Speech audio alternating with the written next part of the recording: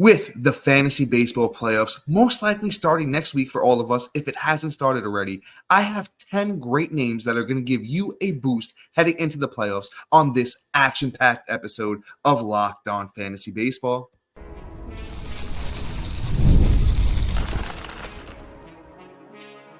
You are Locked On Fantasy Baseball, your daily fantasy baseball podcast. Part of the Locked On Podcast Network, your team every day. Hello, fantasy baseball fanatics, and welcome to the Locked On Fantasy Baseball podcast, brought to you by the Locked On Podcast Network, your team every day. As always, we're your number one source of fantasy baseball knowledge, and thank you for making us your first listen each and every day. I'm your host, Dominic Martino, riding solo today. If you're listening, or if you're watching or listening on Apple, Spotify, YouTube, we appreciate it if you could leave us a 5-star rating and review on Apple or Spotify. Or once again, if you're watching on YouTube, just hit that little bell below. It subscribes to the channel and gives you notification every time we drop a new episode. And lastly, most importantly, guys, give us a chance on the Subtext platform. Through Subtext, it's an in-depth personalized experience through text message alerts right to your phone, offering so much more than we can in this 30-minute podcast.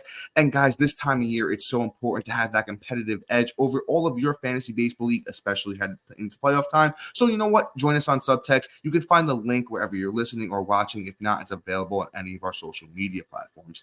And this episode is brought to you by Prize Picks, the easiest and most exciting way to play daily fantasy sports. Go to prizepicks.com/LockedOnMLB and use the code all lowercase LockedOnMLB for a first deposit match up to $100. And all right, folks, got a pretty good episode for you today. I actually, for the first time in, I want to say about like maybe 2 to 3 weeks, I really like the starting pitchers we have on this episode. And actually, there's a bunch of good bats with multiple position eligibility. So you're going to want to make sure that you stay locked on for this whole episode to make sure you hear me break down all of these names for you. The first one I'm starting with is actually a call-up. Let's talk about Rhett Lowder of the Cincinnati Reds. He is being called up to start against the Milwaukee Brewers as you guys are listening on Friday. So if you have same-day ads and you need, some potential strikeouts, Milwaukee isn't as much of a threat as it was, in the earlier months. They're down Yelich, they're down a couple of other guys. So, I'm not really too scared of them, in the minors. Rhett Lowder has actually been pretty good. Let me correct myself. Actually, the Brewers have been 6-4 over the last 10, so they actually have been, playing pretty solid. So, with Mr. Rhett Lowder, like I said, if you really need someone that can, get you a couple strikeouts, maybe not a win necessarily, but, maybe go a couple of innings. Normally, when we see these guys get called up for their first starts, these young rookie pitchers, we see them excel because, there's not too much of a book on them to go off of, right? You see all the minor league stuff, but you're not necessarily, having these scouts, at the end, like the MLB level, break them down the way that they do, and all the technology that the professional teams have up there, get really, really good scouting reports compared to some of the minor league teams. So, Rhett Lowder, once again, Cincinnati Reds, going to make his MLB debut. Let me read you off his stats in the minors this year. 22 starts for Rhett Lowder, a 3.64 ERA, 6 wins, 108 innings, 113 strikeouts. Batters were hitting 243 against him in the minors this year, and a 115 whip for Mr. Rhett Lowder. And honestly, somebody who was only drafted in 2023 at the 7th pick has really ran his way up, through the minor leagues this year. Rhett Lowder is the 35th prospect overall, according to MLB.com. So, you're talking about one of the best pitching prospects in the game. And let's see where Mr. Lowder is owned on Yahoo. His ownership percentage is currently 9%. So let's put it this way. If you're not in a league with same-day ads, obviously you're going to want to wait. Or even if you are and you just want to hold off on Rhett Lowder, you can. But I think this is the kind of guy, if he goes out there and has, like a 5-inning, 6 strikeout, maybe 1 earned run type of game against Milwaukee, everyone's going to be all over him. High-end prospect, only got drafted, year ago. So there's reason to be really excited about this kid moving all the way up to the major leagues already. And I'm in for it. I've picked him up in a couple of spots where, I kind of just needed another pitcher. This is the time of year to play around, pick guys like this up because they can go on a heater for, 3-4 starts, and that's all you need at this point. So if Rhett Lowder can give that to us, I think it's worth the shot. Let's give him an ad for now and see where the thing goes. So let's go from a young guy to a veteran. Let's talk some Aaron Savale. Honestly, I'm super, super, super disappointed in Savale this year. I had very high hopes for him. I had him like my top 40 starting pitchers going into the year. Really thought he was going to show out in that move, over to whatchamacallit, in that move over to Tampa. It was interesting. At the end of last year, he went there from Cleveland after having 13 strong starts in Cleveland, and he was really bad at the end of the year in Tampa. I think we all kind of just chalked it up to, fatigue. He hasn't really, pitched too many innings over the last few years. It dealt with a lot of injuries and stuff like that. So we gave Savale, the kind of benefit of the doubt. But then through his first 17 starts this year with, Tampa was just as bad, 5.07 ERA across 17 starts, as I mentioned, not even a strikeout per 9. So it was just tough really owning Savale. But you know what? He has kind of taken a little bit turn of the better with his last 4 starts here, has actually gone to the Milwaukee Brewers, if you guys don't remember that trade at the trade deadline.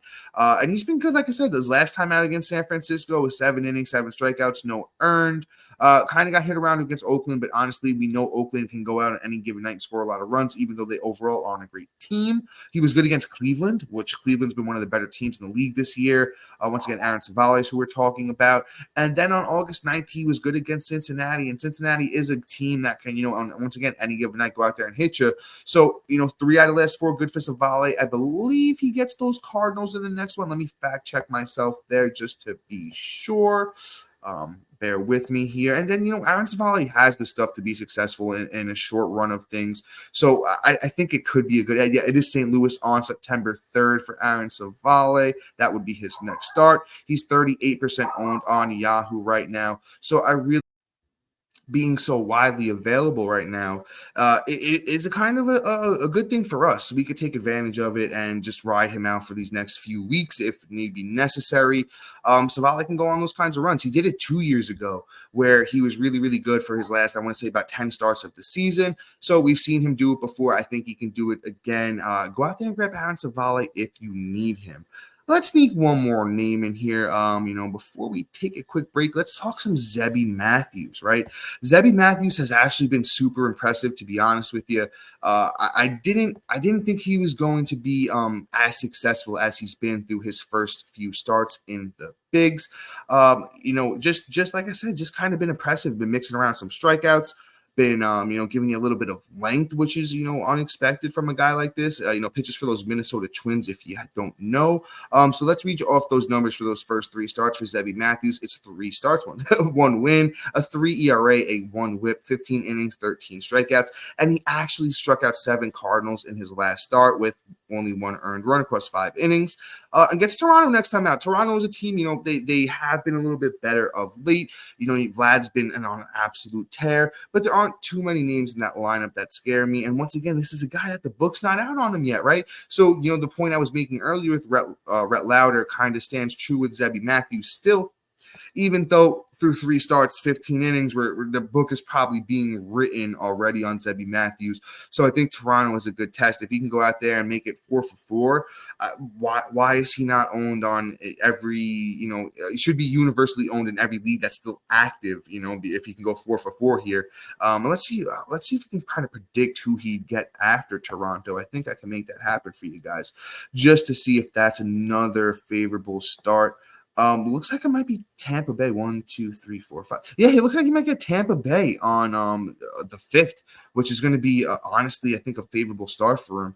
So I'm not going mad at Zebby Matthews. And like I told you guys, I'm actually really excited about the names on today's starting pitcher episode. Zebby Matthews is actually 21% owned, if I didn't mention it. Minnesota Twins starting pitcher. Another guy that I think we can get him on our teams right now. This time of year, just cut the fat.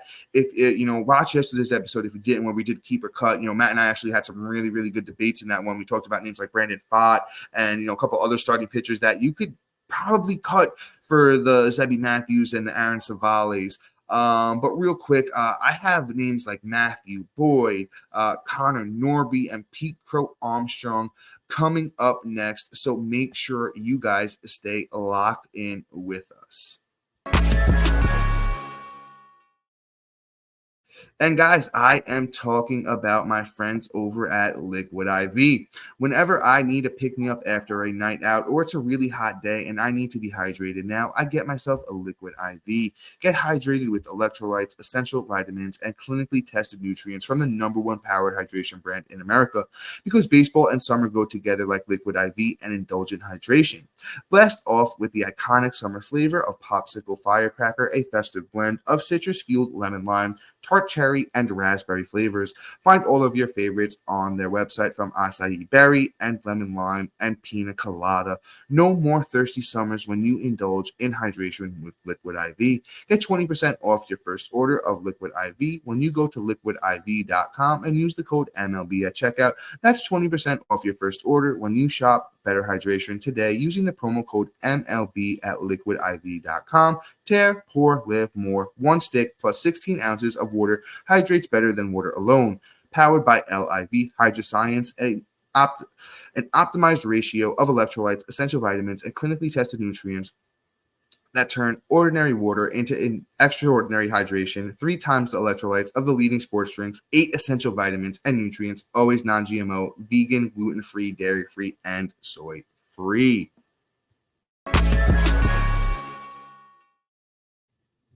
And are you watching Fox Sports or ESPN on your TV all day and you have to turn down the volume with all that shouting? Make the switch over to Locked On Sports Today, a free 24/7 sports streaming channel programmed for you every day to bring you the biggest stories without all that screaming. Locked On Sports Today brings you can't-miss analysis, opinions, and news streaming 24/7 on the YouTube or the free Amazon Fire TV channels app, part of the Locked On Podcast Network, your team every day. And then, once again, Matt and I are introducing the Locked On Fantasy Baseball Podcast Diamond Club on the Subtext platform, your ultimate fantasy baseball companion. As this season wraps up, rely on us for dynamic content, get real-time alerts right to your phone, including waiver wire rankings, instant call-up notifications, injury reactions, and a whole lot more. Stay ahead of your fantasy league by joining the Diamond Club on the Subtext platform where the path to your victories begin. Subscribe now and elevate your fantasy baseball experience to a new level. And all right, guys, let's keep things pushing here. Let's talk about our next name. Let's talk some Matthew Boyd. I honestly don't understand how Matthew Boyd has just kind of flown under the radar so far. I'll be real with you. I really haven't heard too many people talking about, his return. He's been good. He's been pretty good so far. Through his first 3 starts, he has a 2.70 ERA, an 0.9 WHIP, 16 innings with 12 strikeouts. And he's gone up against some pretty good teams. He went up against the Cubs, and his first one was solid. Yanks gave him a little bit of a problem, but you know what? The Yankees will do that to most teams. And then he was good against the Rangers in his last one. He gets the Pirates in his next start on the 31st. That will be Saturday, so you guys can go out there and add him in most of your leagues. I kind of want to see who he gets after that too, so I can kind of, give you guys a little bit of insight, what you're looking at for the playoffs here. All right, so after the Pittsburgh start, we might want to cut bait on Matthew Boyd because it looks like he might get the Dodgers after that, and the Dodgers going Dodger, and I don't know if Matthew Boyd is going to be able to do it. But at least for one start, you can go out there and add Boyd. I'm going to trust him against those Pirates for now. And Matthew Boyd, I don't think he's that highly owned at all. 18% rostered. He's been going up a little bit of late because, he's been pretty good so far. So I really like Matthew Boyd. I think we can go out there and add him for at least this Pittsburgh Pirates start. And then if you're like super desperate, you play in a super deep league or an AL only, you can throw him out there against the Dodgers. I'm not doing it. But, if you want to do it, by all means, go ahead and be my guest. But I'd probably cut bait for just kind of keep rolling the bodies in and out, maximizing the value the best I can, and if you guys, once again, if you guys have any individual player questions, like, hey, should I drop, this guy for Matthew Boyd, or should I drop this guy for Rhett Lowder? Hey, feel free to join us on Subtext. We're answering all of those questions in depth. This time of year, we kind of got to prioritize, we get a lot of questions. So if you're on Subtext with us, we're getting back to you as soon as possible. So give us a chance on there. Let's switch up to our next guy. We're going to move on from Matthew Boyd to talk about our last starting pitcher. Let's talk about some Javier Assad of the Chicago Cubs. And Javier Assad's just been kind of useful over the past couple of years. He's actually been pretty solid over his last couple of starts. The whip is really one thing that you're probably never, if you need whip help, Javier Side's not your guy, but he'll help you in ERA. Every once in a while, he'll throw you a nice little strikeout game. He had 7 strikeouts against Detroit on August 20th across 5.2 innings. Only gave up a run in that one, but the whip was at a 1.24. He gets those Washington Nationals once again Saturday, August 31st. So I think that's a strong ad. I think he'll go out there and have a pretty solid game against those Washington Nationals. We're not. I'm not bringing these guys up and if he has a bad start, I'm stashing. I'm bad start, I'm dropping him. 36% owned for Assad. He goes out against those Nationals. I don't want to hear it no more. Unless I've been doing it for the rest of the names. I might as well do it for Assad for you guys as well. Let's see. After Washington, 1, 2, 3, 4. He gets the Yanks. So once again, probably not doing that. So, kind of a pitch and ditch thing here with the last couple of names for sure with Boyd and Assad. So that's really all I got for you on starting pitchers today. If you have any specific questions, once again, join us on Subtext. But let's move into the bats portion of this episode. And I'm going to start off with a complete and total banger for you guys. Let's talk about some Connor Norby. Oh, Lord, if you guys were listening to our prospect episodes, or if you were with us on Subtext when you got that notification that Connor Norby was getting called up and, you happened to add him, he's been on fire since he has joined those Miami Marlins in the trade over from Baltimore. He has a hit in every game he's played for them. 1, 2, 3, 4, 5, 6, 7, 8, 9 9-game hit streak here for Norby. Across that, he has a bunch of runs. It looks like 12 runs, 2 homers, 2 steals, 4 RBIs. He's been fantastic. I be honest with you, I haven't even realized how good Connor Norby's been. 38% owned on Yahoo. He's up 34% over the last couple of days. Must add, honestly, I'm prioritizing Connor Norby as like the number one guy, especially as far as bats go. On the year, it's 18 games, 13 runs, almost a run a game, 265 batting average, 4 homers, 6 RBIs, and a steal. Actually, that second steal I mentioned came today, so that's not in his full. Today's game isn't in those stats I read off, where he accumulated another 3 runs, went 2 for 4, an RBI, and stole a bag. So he's been leading off. Connor Norby, man, just this kid's the real deal, Holyfield. And I think Baltimore might look back and say, hey, we might have traded one of the wrong guys because they have such a plethora of young talent there. I'm really digging on myself on some Connor Norby. But before I give you the rest of these fantastic hitter names that you're going to want to make sure you stay locked on for, like Ramon Urias, Pete Crow Armstrong, those names and more coming up next. And folks, I'm talking about my friends at Prize Picks. Prize Picks is the easiest and most exciting way to play daily fantasy sports. Unlike other apps on Prize Picks, it's just you against the numbers. Download the Prize Picks app today and use the code LOCKEDONMLB and get $50 instantly when you play $5. Exploring my skills on Prize Picks this season adds an extra layer of excitement to daily fantasy sports. You can now win up to 100 times your money on Prize Picks with as little as 4 correct picks. You can turn $10 into 1,000 real fast.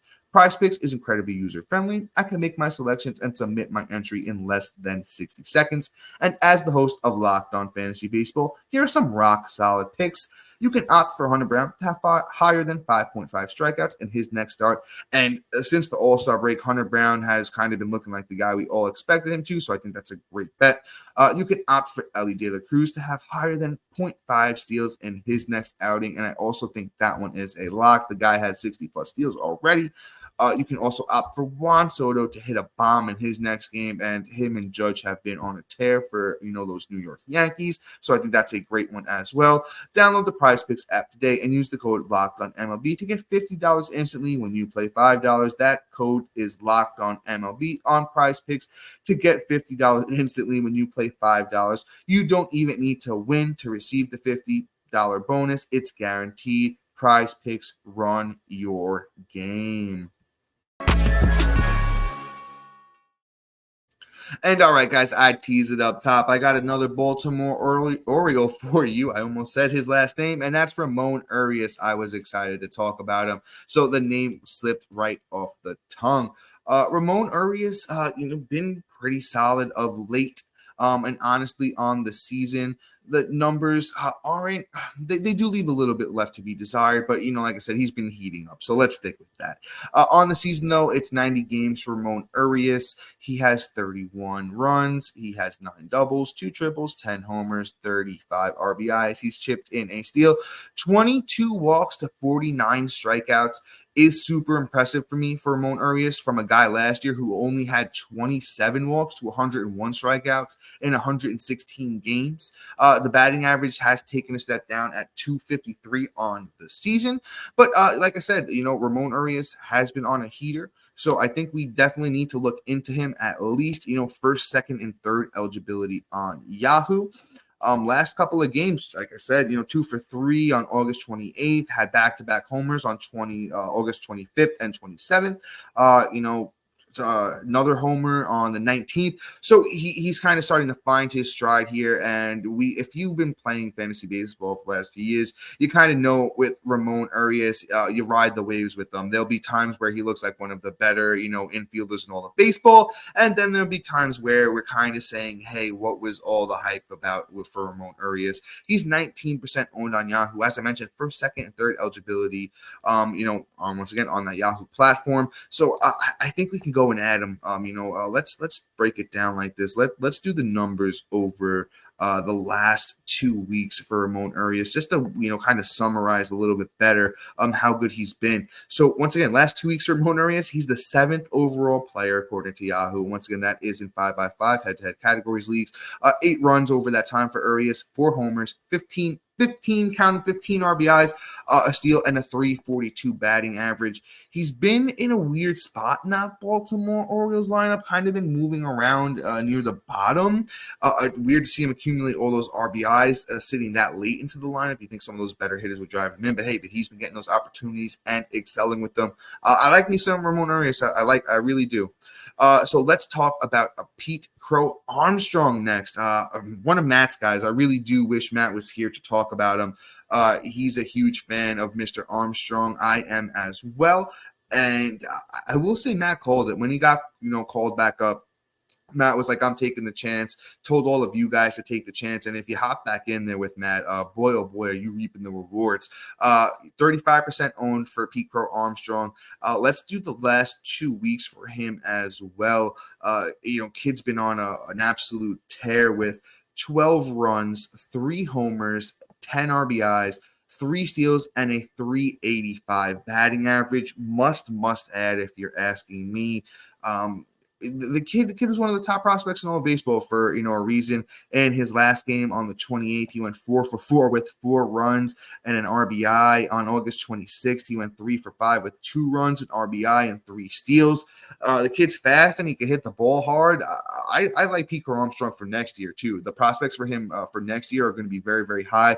Probably have him in my top 30 outfielders. I think that might be a little bit bullish for some, but probably not for most, because outfield kind of has been a little bit harder position to fill this year. So you get a guy like this, Pete Crow Armstrong, that has, potential, 4.5 tools to him, because, the power is something I would like to see him take a little step forward with. But 7 home runs through 95 games played. I'm not snatching at that. That's probably going to, get you about 15-ish, maybe 14, 15 in a full season.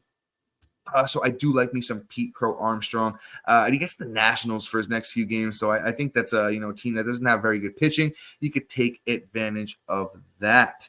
Let's move on to Miguel Amaya, his teammate. One of those great debates that Matt and I did have yesterday was about Adley Rutschman. Miguel Amaya, hey, could be a solid replacement if you do want to go ahead and make that drop. And if you don't know what I'm talking about, listen to yesterday's episode. Matt and I did a keeper cut, had some great debates, and one of those names was Adley Rutschman. So find out what we want you to do with him on that episode. But Miguel Amaya, just super impressive. Let's do the last 2 weeks for Amaya as well. It's kind of been my trend, so let's keep rocking with it. Amaya over the last 2 weeks has been solid with 9 runs, 3 homers, and a 400 batting average and 14 RBIs to go along with it. That's over 35 at bats. The 8th best player over that time. So I would add this guy. I would, if you have any struggling catchers, or there's not too many catchers that I'm glued to at this point in the year. So you can go out there and add yourself Miguel Amaya and kind of just ride the wave with it right now. Honestly, in his last 1, 2, 3, 4, 5 games, they're all multi-hit games. 2 3-hit and 1 4-hit games over that time. I read you off those bunch of RBIs he's had. So at 28% owned catcher, Miguel Amaya for those Chicago Cubs. I think another guy that we kind of just got to go out there and add him and ride the wave in the playoffs. Not a time to hold on to guys and say, oh, they might be better next week. No, get the guys that are performing in your lineups now.